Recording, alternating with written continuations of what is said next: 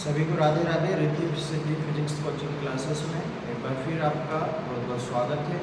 जैसा कि हमने लास्ट वीडियो में पढ़ा था अर्ध तरंग दिष्ट कार्य के बारे में, ठीक है। तो आज हम स्टार्ट करने वाले हैं पूर्ण तरंग दिष्ट कार्य। उससे पहले जो अर्ध तरंग दिष्ट कार्य में इम्पोर्टेंट पॉइंट है उसको एक बार आप देख लो।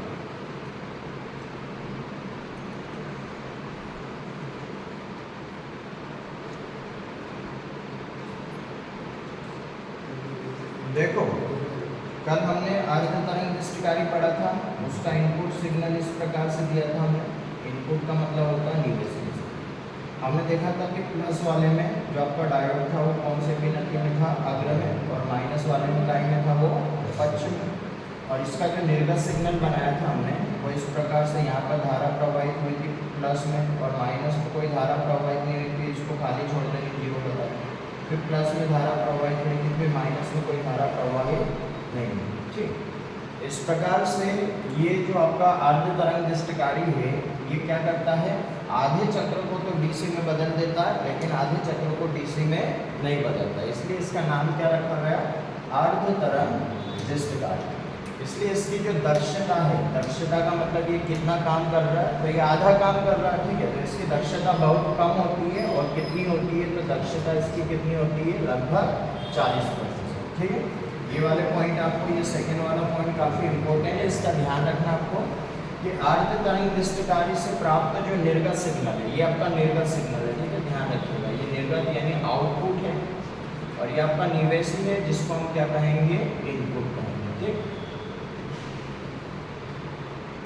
तो निर्गत सिग्नल की आवृत्ति तथा आवर्तकाल, निवेशी सिग्नल की आवृत्ति तथा आवर्तकाल के समान रहती है। इसका मतलब ये हुआ कि अगर आपने जो सिग्नल दिया था उसकी आवृत्ति मान लो 50 हर्ट्ज है, और उसका आवर्तकाल मान लो कि 1 सेकंड का है, तो वो आपसे पूछेगा कि जो अर्ध तरंग दिष्ट कार्य में जो सिग्नल आपको प्राप्त होता है, जो निर्गत सिग्नल प्राप्त होता है, उसकी आवृत्ति कितनी होगी, उसका आवर्तकाल कितना होगा।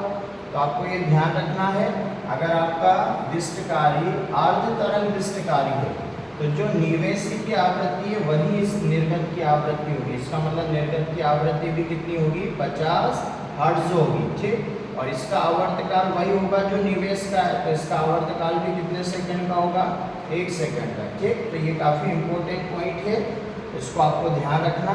अर्ध तरंग दिष्ट कार्य में जो निर्गत की आवृत्ति होती है, F का मतलब आवृत्ति हुआ, निर्गत वही निवेशी की आवृत्ति के बराबर होगी, और जो निर्गत का आवर्तकाल होगा वो निवेशी के आवर्तकाल की क्या होगा, बराबर होगा, ठीक है। क्वेश्चन कैसे आएगा एग्जाम में, अगर वो पूछेगा विषय,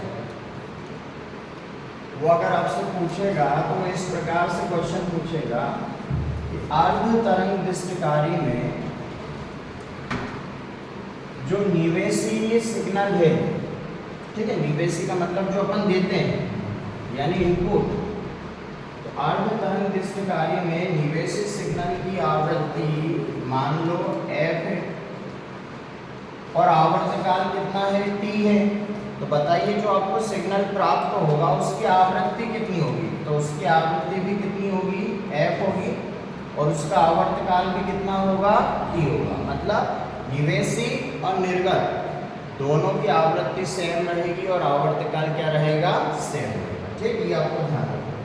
चलो अब आजकल इस वाले चैप्टर का लास्ट क्वेश्चन अपन स्टार्ट करने जा रहे हैं, और वो हमने पढ़ा था कि भैया दिष्ट कार्य क्या करता है, AC को काय में बदल देता है, DC, ठीक है। दिष्ट कार्य कितने प्रकार के होते हैं, 2 प्रकार के। अर्ध तरंग दिष्ट कार्य और एक और कौन सा, पूर्ण तरंग दिष्ट कार्य। तो अब हम पढ़ने जा रहे हैं पूर्ण तरंग दिष्ट कार्य,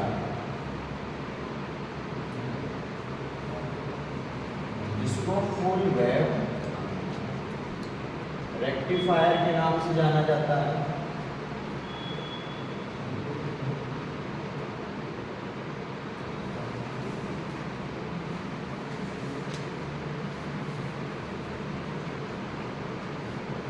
चलो हेडिंग डालो, रेक्टिफायर, और इसका परिपथ बनाओ। सबसे पहले विद्युत परिपथ,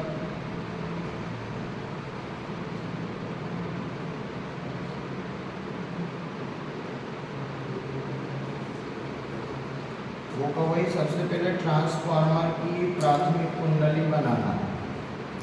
इस पर हमने प्रत्यावर्ती विभव लगा दिया। ये बीच में नर्म लोहे का क्रोध प्रत्यय और इसी की सीध में इधर कम फेरे रखने 1 2 3 4 5।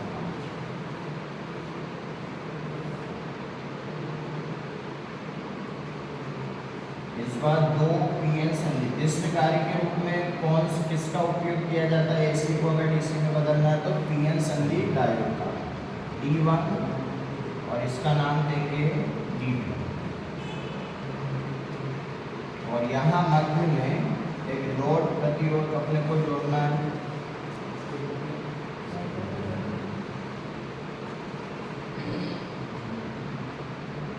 और यहाँ प्राप्त होगा इसके सिरों के बीच में डीसी वोल्टेज।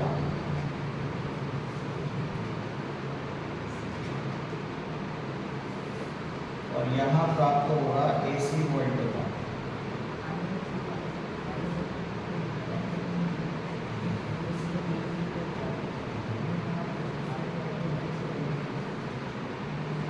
इसका नाम लिखते हैं, चित्र का नाम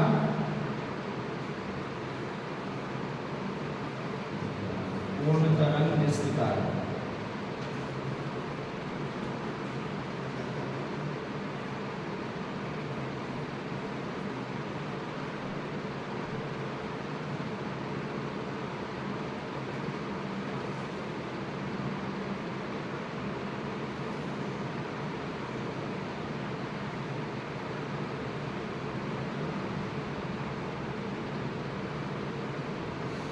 पूर्ण तरंग निष्क्रियकारी में 2 पीएन संधि डायोड का उपयोग करते हैं।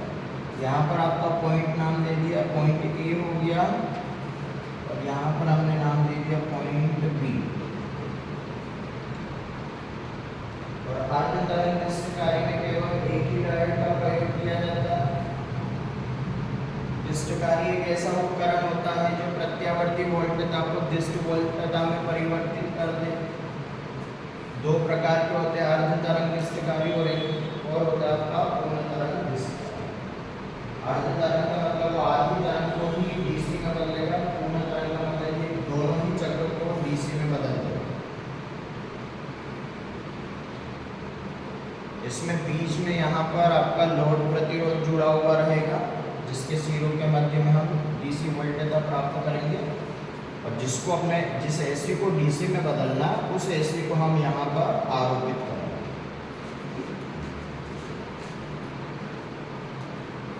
तो अगर आपने कल अर्ध तरंग निष्क्रियकारी घर पे जाकर पढ़ा हो, यहाँ पर थोड़ा बहुत समझा तो पूर्ण तरंग निष्क्रियकारी में इतनी ज़्यादा दिक्कत नहीं है, जल्दी से समझ में आ जाएगा।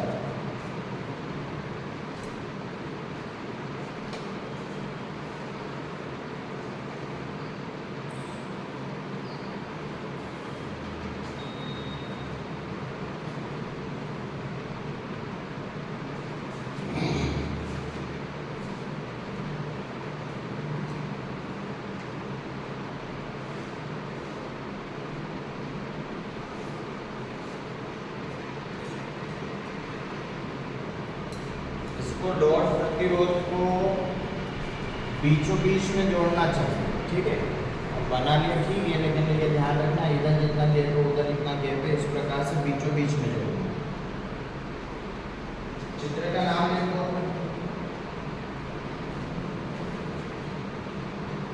अब चित्र के बारे में बताना है अपने को कि यहाँ पर टी क्या है, D1 D2 क्या है, RL क्या है, ये अपने को इसके बारे में बताना। करें स्टार्ट, ठीक है। लिखो चित्र के बारे में लिखिएगा। चित्र में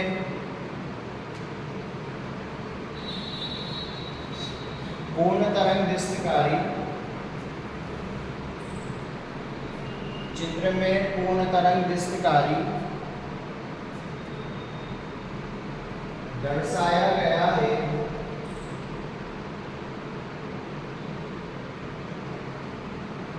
पूर्ण तरंग निष्क्रियकारी दर्शाया गया है। इसमें अपचाई ट्रांसफार्मर, इसमें अपचाई ट्रांसफार्मर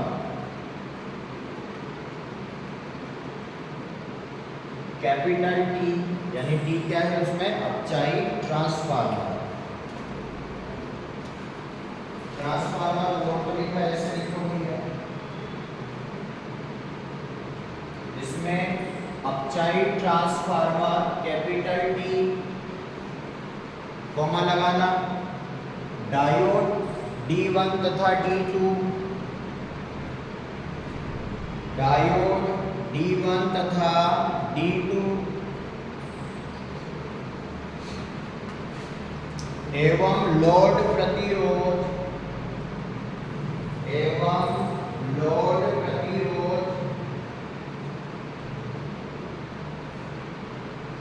RL होता है। लोड प्रतिरोध RL होता है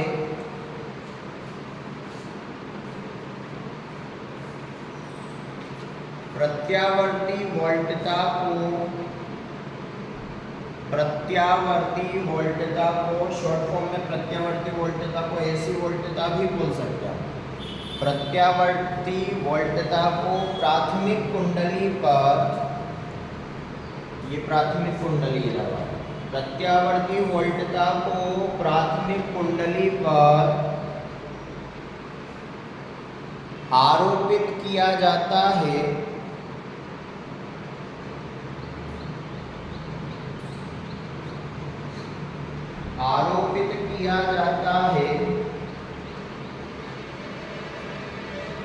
तथा डीसी वोल्टता को, डीसी ये लिखा हुआ, डीसी वोल्टता को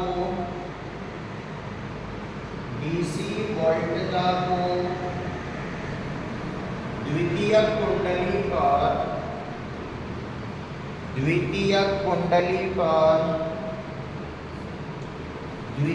कुंडली पर प्राप्त किया जाता है।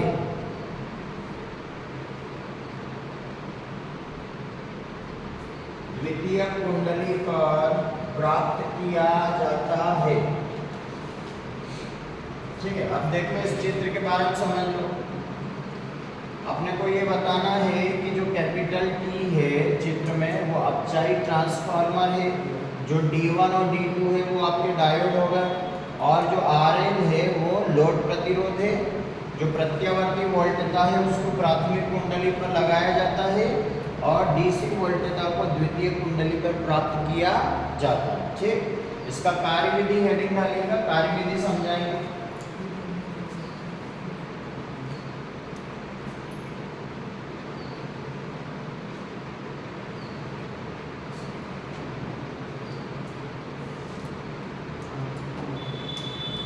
कार्यविधि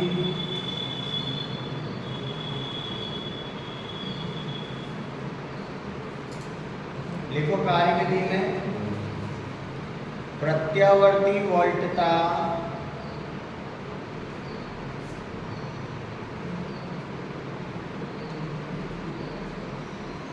प्रत्यावर्ती वोल्टता के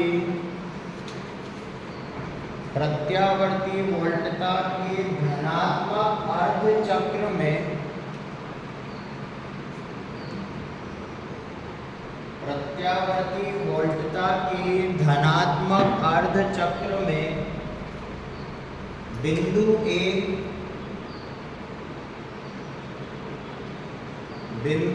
धनात्मक विभव पर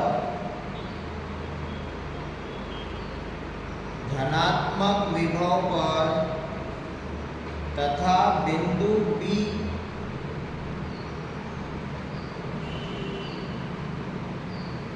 ऋणात्मक विभव पर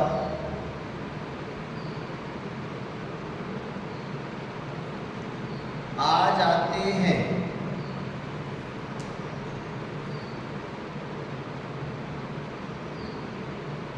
बिंदु ए धनात्मक विभव पर तथा बिंदु बी ऋणात्मक विभव पर आ जाते हैं। इस स्थिति में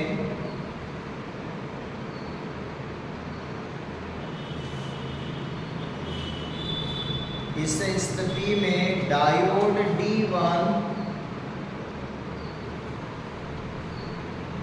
अग्र अभिनति में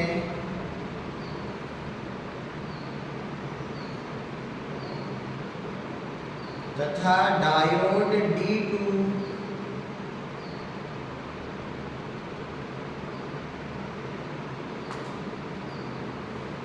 पक्ष अभिनति में होते हैं।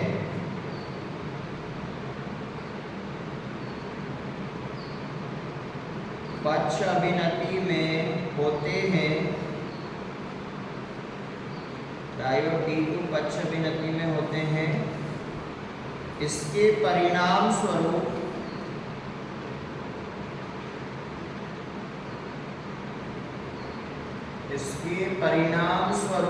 डायोड D1 में से होकर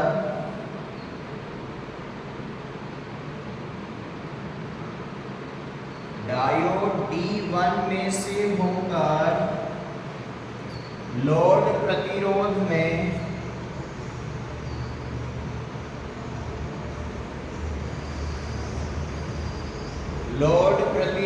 में X से Y की ओर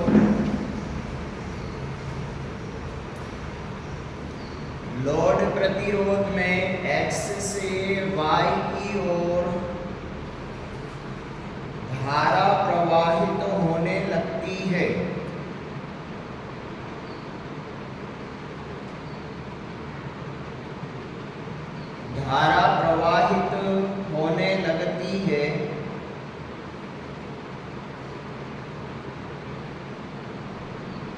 ठीक है, ये तो धनात्मक अर्ध चक्र हो गया। अब आपका ऋणात्मक अर्ध चक्र के बारे में लिखना है। अगला पैराग्राफ चेंज करके लिखो। प्रत्यावर्ती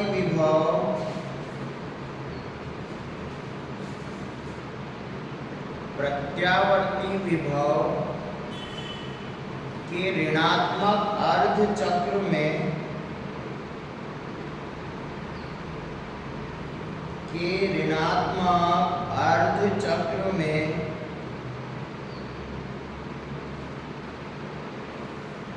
बिंदु A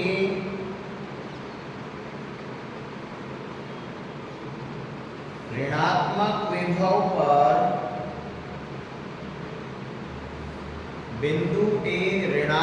विभव पर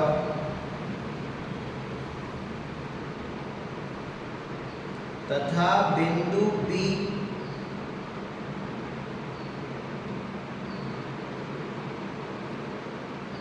धनात्मक विभव पर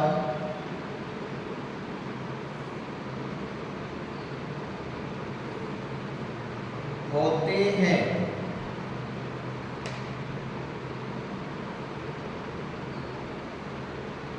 इस स्थिति में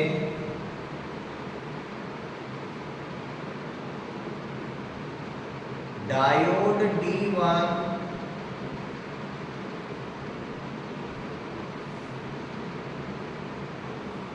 पक्ष अभिनति में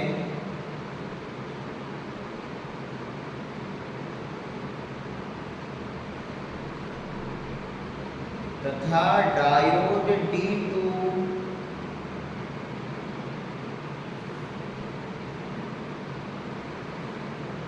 अग्र अभिनति में होता है। तथा डायोड D2 अग्र अभिनति में होता है।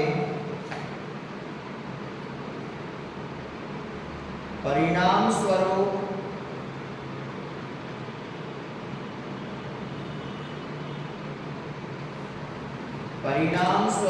डायोड D2 से होकर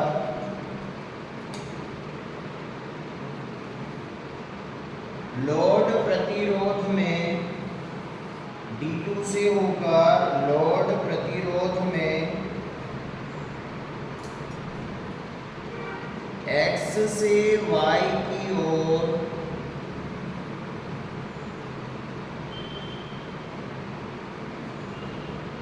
धारा प्रवाहित होती है।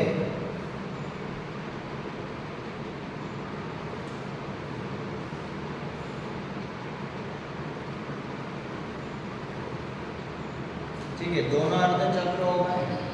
अब लास्ट एक लाइन लिख लो पैराग्राफ चेंज करके, इस प्रकार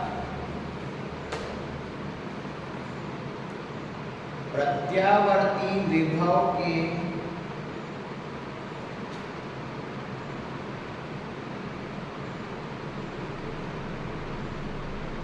दोनों अर्धचक्रों में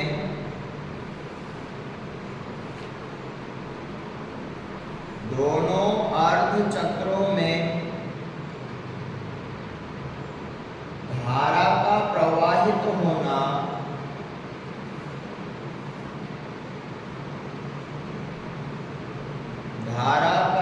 प्रवाहित होना पूर्ण तरंग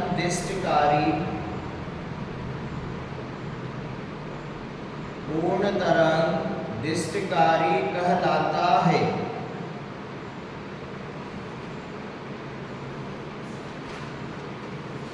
ठीक, अब पहले इसको समझ लो भैया, कार्यविधि बहुत इजी है और इम्पोर्टेंट भी है दोनों ही, अर्ध तरंग और पूर्ण तरंग। क्या करेंगे, सबसे पहले प्रत्यावर्ती जो वोल्टता है विभव, उसका इसके अंदर कौन सा चक्र जाएगा, धनात्मक अर्धचक्र। जैसे ही प्लस गया तो ये वाला बिंदु एक काय पे हो जाएगा प्लस पे, और बिंदु एक प्लस पे हो गया तो ये काय पे हो जाएगा माइनस पे। तो हम क्या कहेंगे, है ना, इतना बड़ा तो आंसर हो गया, ये मत देखना, यहाँ से समझोगे तो आप आसानी से लिख लोगे अपने दिमाग से। ठीक है, हम ये बोलेंगे कि प्रत्यावर्ती विभव के धनात्मक अर्धचक्र में जो बिंदु ए है वो धनात्मक विभव पर और जो बिंदु बी है वो ऋणात्मक विभव पर हो जाते हैं। फिर ये देखो कि ये P होता है और यहाँ पर ये भी P है, तो P को क्या मिल गया यहाँ पर, पॉजिटिव। तो P को पॉजिटिव मिल गया तो जो डायोड D1 है वो अभी कौन से अभिनति में होगा, अग्र में। जबकि यहाँ पर P को क्या मिला, नेगेटिव, मतलब उल्टा हो गया, इसलिए डायोड D2 कौन से अभिनति में रहता है, पश्चिम में। तो हमको ये कहना है कि भैया जब प्रत्यावर्ती विभव का धनात्मक अर्धचक्र आरोपित होता है तो बिंदु ए धनात्मक विभव पर हो जाता है और बिंदु बी ऋणात्मक विभव पर हो जाता है। इस स्थिति में जो डायोड D1 है वो कौन से अभिनति में होता है, अग्र अभिनति में होता है, और डायोड D2 कौन से अभिनति में होता है, पश्च अभिनति में। अब देखो जो पश्च अभिनति में होगा उसके कारण तो कोई धारा का प्रवाह नहीं होगा, तो इसके परिणाम स्वरूप धनात्मक अर्धचक्र में किसके कारण धारा प्रवाहित होगी, D1 के कारण, क्योंकि D1 कौन से अभिनति में है, अग्र में। तो हम लिखेंगे इसके परिणाम स्वरूप D1 में से होगा, यानी ऐसे जाएगा धारा, D1 में से होकर किस में जाएगा, लोड प्रतिरोध में। किधर से किधर की ओर जाएगा, X से Y की ओर क्या होती है, धारा प्रवाहित होती है। तो ये हो जाएगा धनात्मक अर्धचक्र। ठीक, फिर हम पैराग्राफ चेंज करके लिखेंगे कि प्रत्यावर्ती वोल्टता के ऋणात्मक अर्धचक्र में, यानी जब माइनस लगेगा ऋणात्मक अर्धचक्र में, जो बिंदु A है वो ऋणात्मक विभव पर और जो बिंदु B है वो कौन से विभव पर, धनात्मक विभव पर हो जाता है। अब फिर देखो, अब P को यहाँ पर इस बार क्या मिल गया, नेगेटिव। तो आपका जो डायोड D1 है वो कौन से अभिनति में होगा, पश्च में। जबकि यहाँ पर P को क्या मिल गया, पॉजिटिव। इसका मतलब डायोड D2 अब काय में होगा, अग्र में। जो पश्च में होगा उसके कारण अब कोई धारा प्रवाहित नहीं होगी, जो अग्र में होगा उसी के कारण धारा प्रवाहित होगी। यानी धारा इस बार किसके कारण प्रवाहित होगी, D2 के कारण। और काय में जाएगी, लोड प्रतिरोध में, किधर से किधर की ओर जाएगी, X से Y की ओर। तो हम पैराग्राफ चेंज करके बोलेंगे प्रत्यावर्ती विभव के ऋणात्मक अर्धचक्र में बिंदु A ऋणात्मक विभव पर और बिंदु B धनात्मक विभव पर होता है। यहाँ माइनस है तो यहाँ क्या होगा, प्लस। और यहाँ माइनस कब होगा, अगर ये प्लस दिया तो यहाँ प्लस होगा, अगर ये माइनस वाला है तो यहाँ माइनस होगा। तो बिंदु A ऋणात्मक विभव पर तथा बिंदु B धनात्मक विभव पर होता है। इस स्थिति में आप सोच लेना, P को नेगेटिव मिल गया, इस स्थिति में डायोड D1 पश्च अभिनति में और जो डायोड D2 है वो कौन से अभिनति में होता है, अग्र अभिनति में। परिणाम स्वरूप अग्र में कौन है, D2, तो परिणाम स्वरूप D2 में से होकर लोड प्रतिरोध में x से y की ओर क्या होती है भैया, धारा प्रवाहित होती है। तो इस प्रकार हमने क्या देखा कि प्रत्यावर्ती वोल्टता के दोनों ही अर्ध चक्रों में धारा क्या हो रही है, प्रवाहित हो रही है। प्लस में भी धारा प्रवाहित हो रही है, लेकिन प्लस में किसके कारण प्रवाहित हो रही है, D1 के कारण, क्योंकि वो अग्र में था। और माइनस में किसके कारण हो रही है, D2 के कारण, क्योंकि वो अग्र में था। इस प्रकार दोनों ही अर्ध चक्रों में धारा का प्रवाहित होना क्या कहलाता है, पूर्ण तरंग दृष्टिकारी कहलाता है। ठीक है, इसीलिए इसका नाम क्या रख दिया गया, पूर्ण तरंग दृष्टिकारी, क्योंकि एक बार D1 धारा प्रवाहित करेगा तो एक बार D2 करेगा, एक बार D1 अग्र में रहेगा तो एक बार D2। ठीक है, अब इसका अपने को निवेशी और निर्गत के मध्य में ग्राफ बनाना, जो हमने अर्ध तरंग के लिए बनाया था। ठीक, तो निवेशी निर्गत ग्राफ अपने को यहाँ पर बनाना, ऐसा लिख लो, निवेशी निर्गत ग्राफ।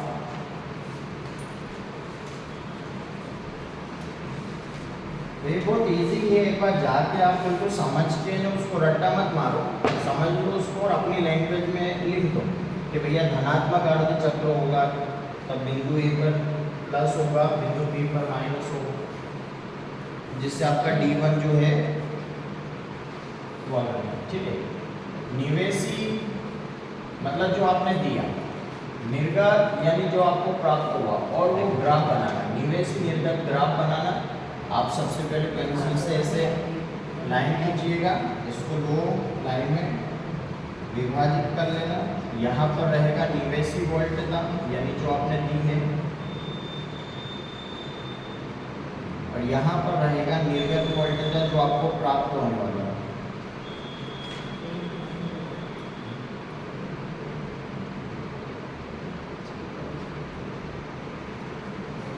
इसी लंबाई के बराबर आपको सेम लंबाई की एक लाइन खींचना। निवेशी तो हमेशा ऐसा ही रहेगा, प्लस माइनस से, plus minus plus minus plus minus. आधे आधे चक्रों को इस प्रकार से आप डिवाइड कर लेना, रेखांकित कर लेना, ताकि आपको पता लग जाए कहाँ पे प्लस खत्म हो रहा, कहाँ से माइनस चालू हो रहा। ये आपका समय एक्सिस रहेगा, इस पर एक्स पर समय रखेंगे हम, और प्लस में भी धारा प्रवाहित हुई, माइनस में भी धारा प्रवाहित हुई, प्लस में भी धारा प्रवाहित हो रही है, माइनस में भी हो रही है, प्लस में भी हो रही है, और माइनस में। प्लस में किसके कारण धारा प्रवाहित हुई थी, D1 के कारण, माइनस में D2 के कारण, फिर D1 के कारण, फिर D2 के कारण, फिर D1 के कारण, और फिर D2 के कारण। इस प्रकार से ये आपका दोनों ही चक्रों में धारा का प्रवाह होना यहाँ पर हम दर्शाएंगे।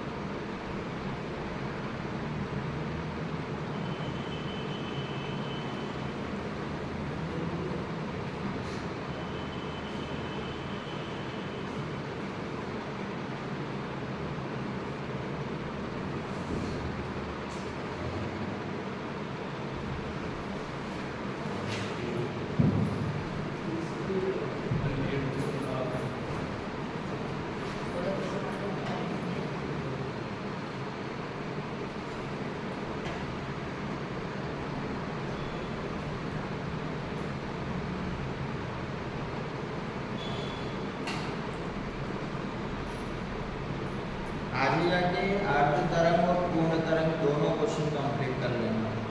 चित्र बनाओ, ठीक है, चित्र के बारे में जो दिखाई दे रहा है वो लिख दो, रटने की कतई जरूरत नहीं, जो समझाया उसी आधार पर आपको लिखना है।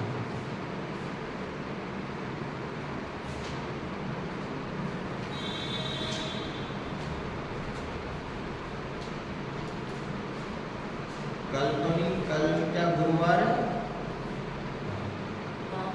परसों तो शुक्रवार है, तो शुक्रवार को 15 अगस्त के दिन आप टेस्ट ले लेंगे। ठीक, शुक्रवार को ले या फिर 15, 16, 17, 18 सोमवार को, संडे को 18 को सोमवार है,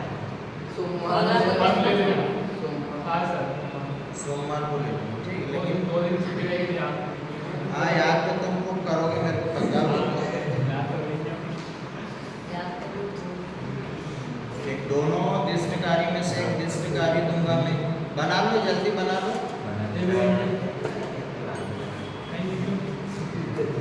चलो अब स्टार करके 2 पॉइंट लिख लो। स्टार करके पहला पॉइंट लिखिएगा, स्टार करके लिखो पूर्ण तरंग, स्टार करके लिखो पूर्ण तरंग दिष्टकारी,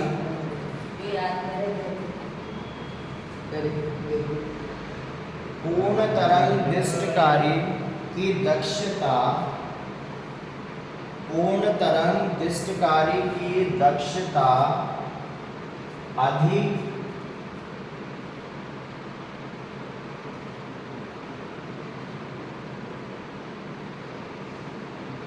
लगभग 81% ब्रैकेट के अंदर लिख लेना, लगभग 81% होती है, मतलब अर्ध तरंग से तो ज़्यादा होती है, इसकी दक्षता डबल होती है, ठीक है। तो ये ध्यान रखना। और दूसरा जो खास है, कई बार ये वाला क्वेश्चन नीट एग्जाम में भी पूछा गया है, तो वो लिख लो आप, ठीक। लिखो इसमें कि अर्ध तरंग दिष्टकारी में, सॉरी अर्ध नहीं, पूर्ण का पढ़ना है ना, पूर्ण तरंग दिष्टकारी में, पूर्ण तरंग दिष्टकारी में, उसको अर्ध तरंग को काट देना। पूर्ण तरंग दिष्टकारी में निर्गत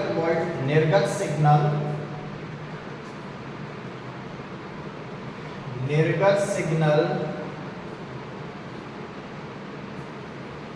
की आवृत्ति,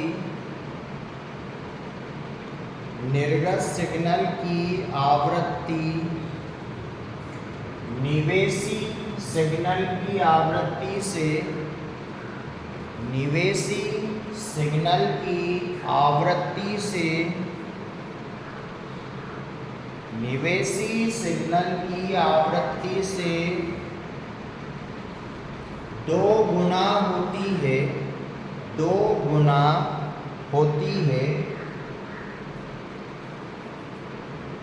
तथा आवर्तकाल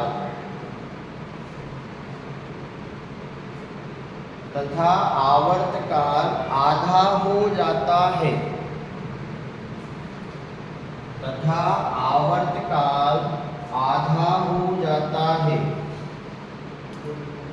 अब ये जो लिखा है इसको गणित रूप में ऐसे लिख लो, F का मतलब तो आवृत्ति हो गया, और निर्गत की आवृत्ति बराबर 2 निवेशी की आवृत्ति, जो भी निवेशी की आवृत्ति है उसका डबल हो जाएगा। और आवर्तकाल जो है, निर्गत का आवर्तकाल निवेशी के आवर्तकाल का आधा हो जाएगा। ये बोर्ड पे लिखा हुआ है, इसलिए लिख दो। F का मतलब आवृत्ति हो गया, T का मतलब आवर्तकाल। निर्गत की आवृत्ति निवेशी की आवृत्ति की 2 गुनी, और निर्गत का आवर्तकाल निवेशी के आवर्तकाल का आधा।